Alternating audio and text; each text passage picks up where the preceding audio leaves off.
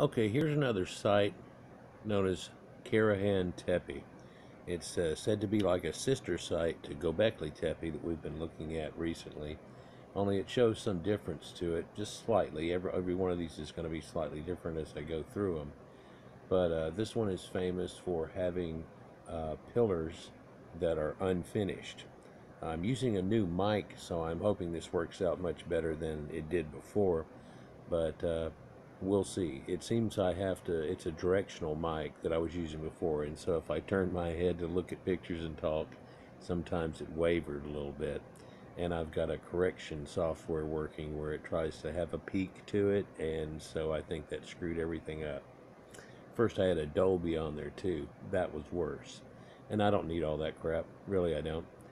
So this pillar, you can see where it's been made into a T and started to tee off. They've got this line cut across out here, and here is the little pillar of the bottom part of it, and this would be the top and the section here, but it appears to be slightly worked and left alone. And there's a couple of other ones that are conspicuous like that here, and there's one here right behind it which would be the next one, or so on.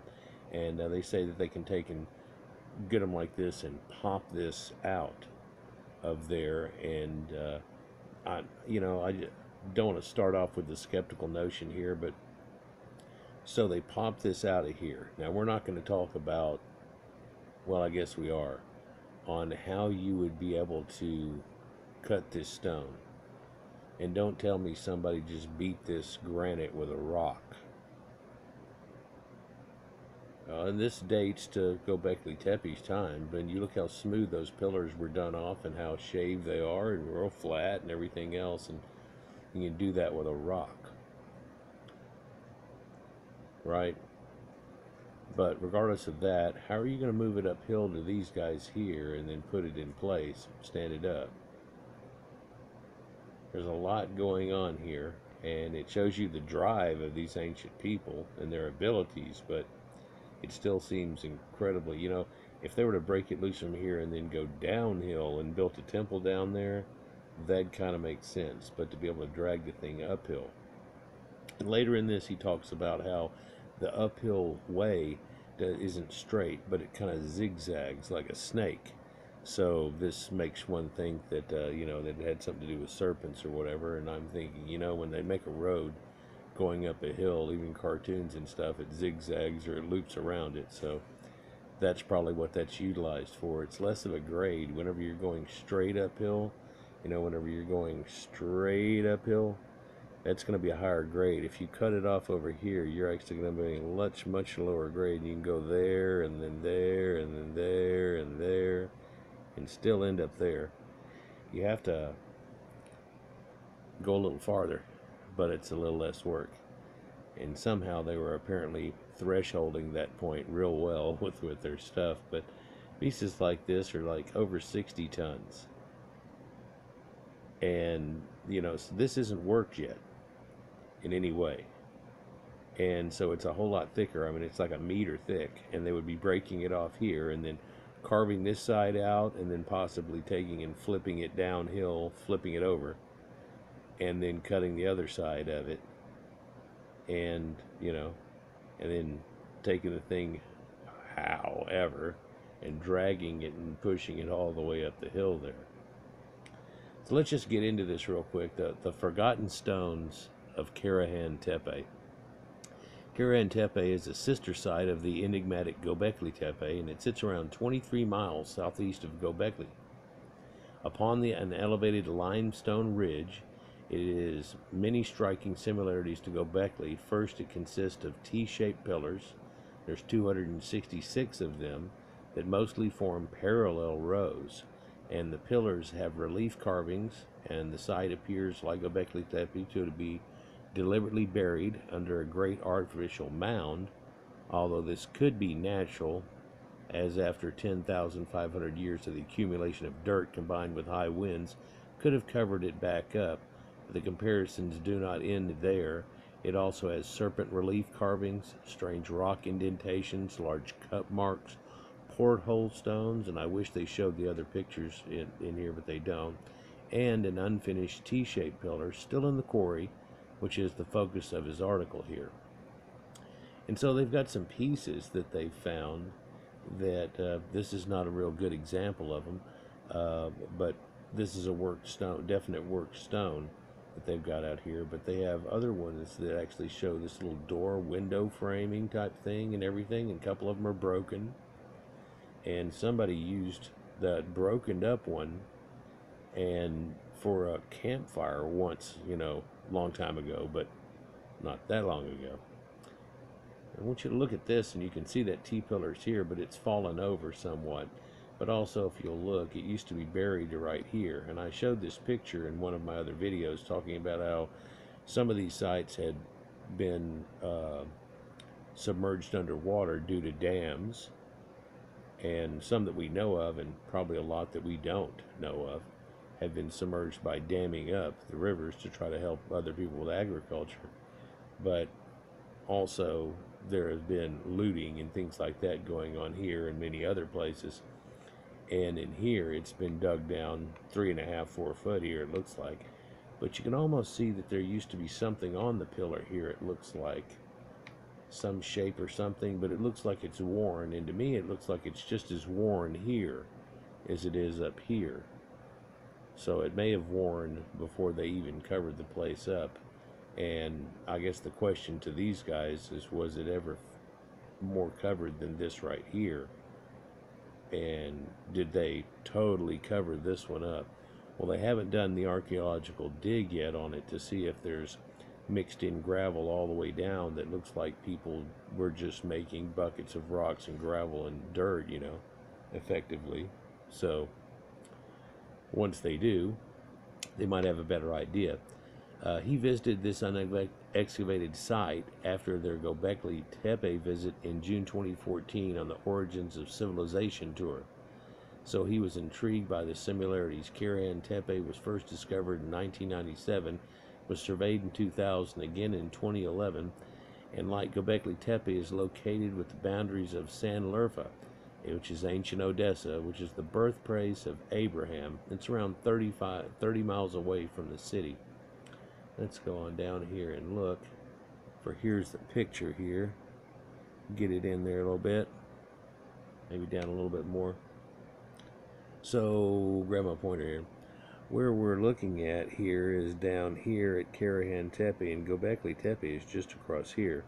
Now we have to worry about the Syrian border, but there's also Tel Carmel here, Abu Huraira, Karahan, Naval Quarry that we're going to talk about, but there's lost sites that are in there, because if you look, that's been dammed up, and it's happened down here too again. And so there's quite a few, but there's also about 6 sites that aren't listed on here that I had on that map that I showed y'all recently that are ones we're going to talk about. There's also Catalhoyuk, which is famous, and we all know that. One thing weird about this is this whole area here, down even to Abu Huraira, shows the remnants of the cosmic event, if you will, from the Younger Dryas event. And I'm not sure how far it goes out into here, and if it reaches the edge of these places or if it stops off exactly, because it swaths around and it looks like it would hold everybody in here. It goes back like that, and it does a teardrop shape and runs up. And everything over here is just screwed. So, or got an extreme coating, if you will, of this material. Also notice some weird names up here. Samson, which is Shamson, and Shams is Shamash, is the sun god. So it's like a sun city, like Heliopolis or whatever. And way over here, out this corner here, would be those Sakasuni, or the Scythians, and we were talking about here. But then there's this city that's right here, that's Sak area. Oh, that's kind of neat. There's the Adana down here, and there's the Adena culture that we talk about sometimes. But so there's quite a few sites to look at here. Now, he talked about the home of Abraham, and I've always had that Abraham lived in Ur. And so Ur is actually Euphrates. Take it all the way down and out of the scene. In fact, let me fake that real quick. say we still had all this room, is all the way down here. Probably about there. And in relation. And Abraham, and that flooded over with the Sumerians and stuff, and the belief is that he came up and went over and then went down, right? When he came into this point, given the choice of going up or down, he went down. And that puts him in Canaanite lands and starting that all out. But he's up in this area here whenever Jacob does his thing, because Jacob comes down through the land here, and it's a stranger in a strange land, and then he sleeps with his head on a thing and sees a ziggurat and ends up saying that he found God or whatever. It's the stairway to heaven. Anyhow, regardless of that, so a lot of people have said, though, this Sandler Urfa is ancient Urfa and and that's where you get it from, and that it would have been just right up here. But Abraham's name that he's given by God, which is Ivri, signifies that he went across the waters. So either way, even with mine, is he going to cross and then come all the way up here and then cross?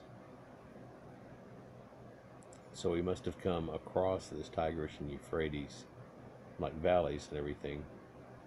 And there's a lot of biblical things in this area to look at it here. This is the Caucasus Mountains that are right up in this range, and there's Mount Ararat pinpointed right there. So, and this at the top of the Tigris and Euphrates are the ancient lords of Ararat that the Sumerians talk about so highly. And you look at this and you think, well, with all this going on before they were there. Another thing that most people don't talk about is this is ancient Hittite land. And Hittites, who are them? Well, there's this whole Fertile Crescent. It comes from way down here and runs up and then runs down into Egypt, right? And it's really kind of a hook here and not so fertile running down, and then Egypt's got a good green Fertile Crescent. And so the top of that Fertile Crescent right there, those are ancient Hittites. And later you would know of them as people that lived in this area as being the Mitanni and so on. And but Hattusha is listed right out over in here. Strange thing though, if you look at all these cities, none of them are really on a river. Yeah, it's kind of crazy that you'd think all of these places are on a river. Well, I can guarantee you there are some places that are on that river, but because these rivers are known to have flooded so many times, any place that's close to it has been pretty much washed away. And some of these rivers have taken a turn, if you will. There are a couple of cities in Sumeria that they know that from the old maps where it used to be and where the river is, and the river has actually gone through the city, eating it up, and ended up miles away now.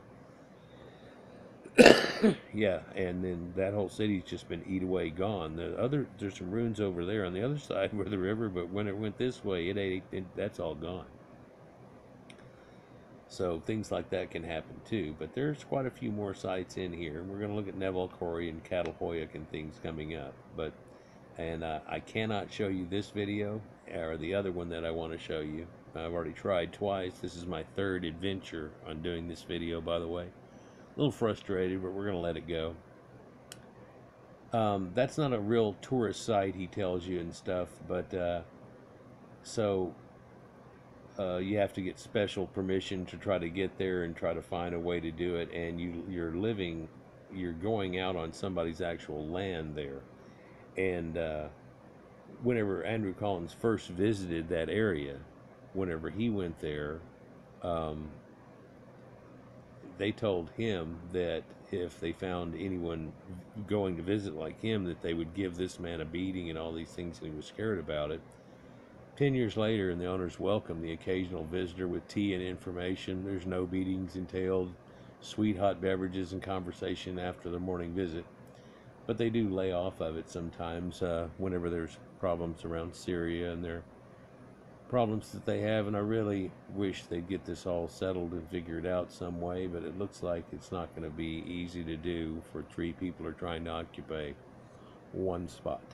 It's kind of like that Israel situation a little bit. here are these deep dents that are in here, and there's some deeper ones at Gobekli Tepe that they analyze now, and they find that they made beer.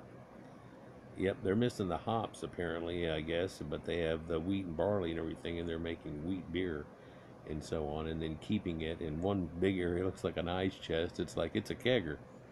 I showed that in my other videos. So they have those here too. So I mean, the T-pillars, it's really not in question. But he goes into it, and the fact that that pillar that cuts through there is an impressive monolith, and it lies on a rock face sloping at 30 degrees towards the setting sun. It's 18 feet long, right? And so they're talking about how it would be dragged down the slope and so on, and the technique that they probably would have used is quite practical, with roughly chiseling. I don't know where they get a chisel at. Someone can help me figure that out. Roughly chiseling on the side of rock to produce a T shape, while carving the other side 40 centimeters wide and a meter deep. So that's how big that thing is. The solid pillar separated from the bedrock with this technique can easily be removed from the quarry, and also with the help of the slope. Oh, sure you can, and then you're going to have to drag it up that slope, and that thing is, 80 tons. Look at the size of this thing. So this is the same picture, and we were just standing over here just a minute ago looking at it this way, right? For there's that line, and you can tell they're cutting. So there's the cut of it right there. This thing is 18 feet long, and you could say, oh, they were going to cut it off, or they were going to do something else eventually. Yeah, and it was also going to get thinner. But now, would they have taken the thinner rock and let it bobble all the way up there and break, or would they try to take the thicker rock, or how are you going to do that? How are you going to get that rock straight up that hill? That's more than a 7 degree grade right there. It's real hard. So this serpentine path that he talks about is to allow them to zigzag up there in some way. But still, I mean, I'm not sure you could get enough people and ropes below this thing. And the ground isn't apparently smooth. There's a good smooth path right there, but apparently it's not smooth enough to be able to put rolling logs below it or anything of that nature. They don't apparently have a wheel. There's this one guy who was told to chisel a thing like this. Now, he's a professional stonemason, okay? He's like a mason. He knows his shit. And they took him and were doing him as a consultant, and apparently they paid him. But they also said they were going to try to see if they could do this job, right? So they got him there, and they did it, and then they want him to try to make a pillar like this, but it wasn't the pillar he was trying to do. It was a thing for Egypt. But say we're going to have to do this pillar right here. You can do that, and give you 3 guys to help you, and they'll help you level it down. You do the final work and all those type of things, blah blah blah.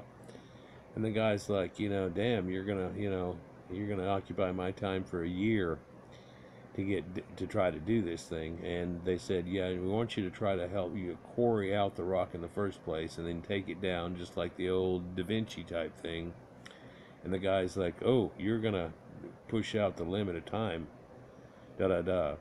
And then so they've got this ancient copper chisel, and they say, well, they found this copper chisel, and it's like in Egypt what they wanted to do. And so here's this round rock and a copper chisel, and they try to hand it to him and you're gonna have to do it with this.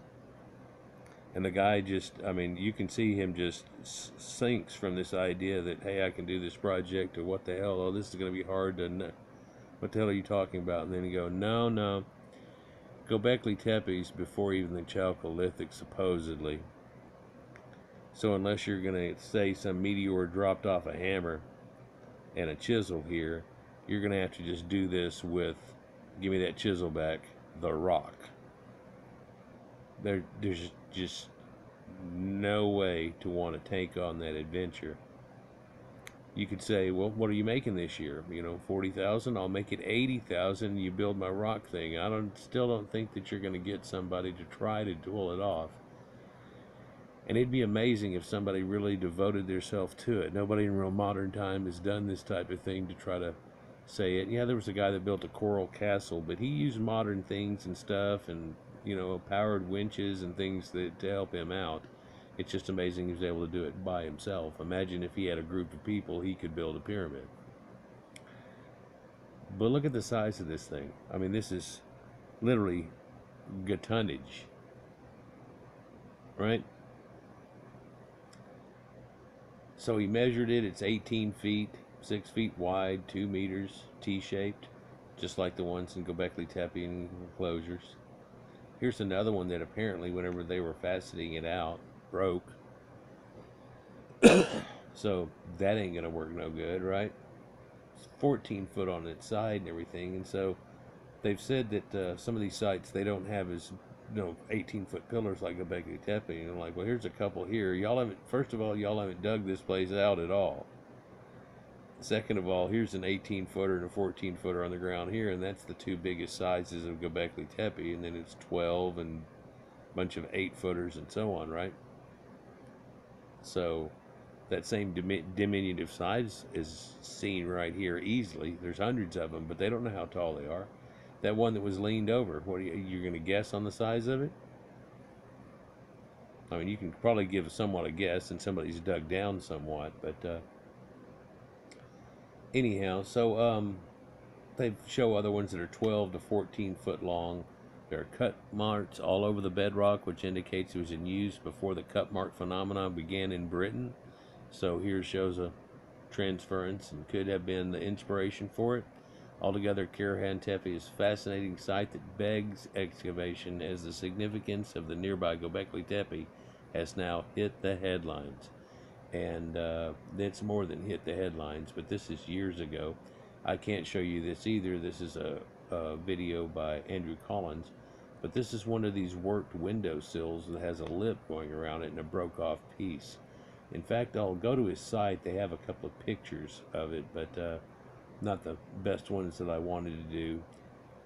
He speaks about things like masons wanting to go left or right, and all these things are lining up and stuff like that, and it's really, to be honest with you, it gets a little far. And this guy said, well, these things zigzag like snake shapes, and he dreamt of two snakes with their tails tied together, two snakes coming together. I read that and I was like, what?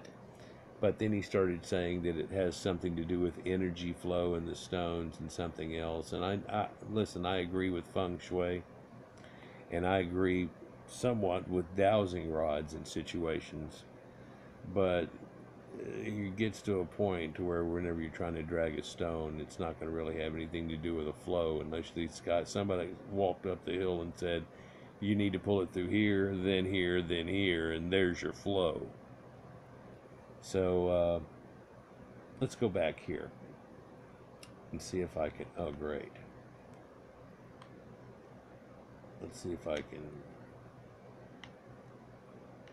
You're not going to do that? Okay. See if I can just go to Google and redo it then.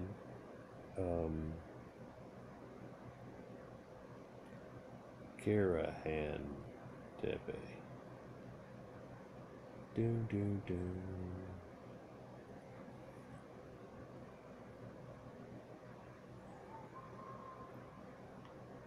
Andrew Collins, this is probably it. And there's the PDF file. Yeah, this is the one here. So it shows him looking on, and measuring and stuff, and checking for flat and square on certain things, and sizing, and getting some pictures with that other guy. It's a whole lot of words into this and stuff, but it's over near the Haran Plain, and here's another picture of it here, where Karahan Tepe is just across the edge of this, with Gobekli Tepe here. Sanlurfa is right here in this situation. Here's Haran, ancient Haran that we've talked about so much. Haran, Aran, Orion, Aryan, and sorry, get a drink. Here's a little look at it overhead, Karahan Tepe, the building of the whole escarpment here. But that's before anybody's done any type of digging whatsoever, and so all you're seeing is lumps of rock sticking up. But if you look at some of these rocks, that's a T-pillar. and it's got the little T off of it right here going underground, kind of at an angle like that, kind of probably as long as my fingers were then, right? Stick marker in inches, but so they're smaller than some of the other ones. And there's these other ones that might be even the one that was shown earlier dug out. This other one's here, but they say there's over 200 of them, 233. Here's the holes again, and here's a deeper hole thing, and I bet if they check those are more polished and used for beer. And maybe the other ones are used for grinding grain in situations like that, making bread. Doesn't look too wholesome right now, but clean the place up, wash the rock and everything off of it. Can be a clean surface just like a counter can be. They show a carved in spot right here that was, I don't know, it looks like runoff, water runoff, things like that for some reason, and a broken piece, but a curve carved into the bedrock. And so here's the part of that one windowsill that's broken. And so you can see it's this portal or window that they have out on there, and that seems much more advanced looking than even the square blocked T-block surfaces and stuff, and porthole stone that he calls it here.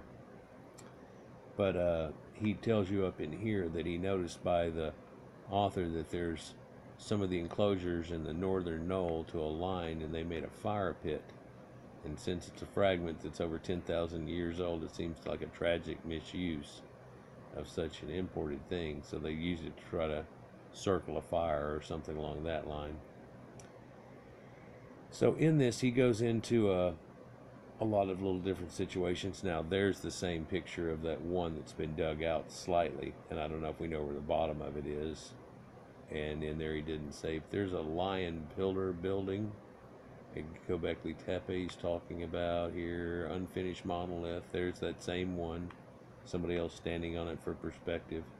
So you can see on unfinished monolith, one could have been built up over here. Thing is, there's a group that can be built over here, and it looks like there might have been one used to be here before he cut this one out, right? And it's probably up here in this place that they haven't dug out yet. Man, I hope this new mic is working okay. There, you can see this one laid over here. I don't know what the size of it is or whatever, given it. Here's this little stick, which is, I don't know, 18 inches or so, but this is the one that's showing this snake.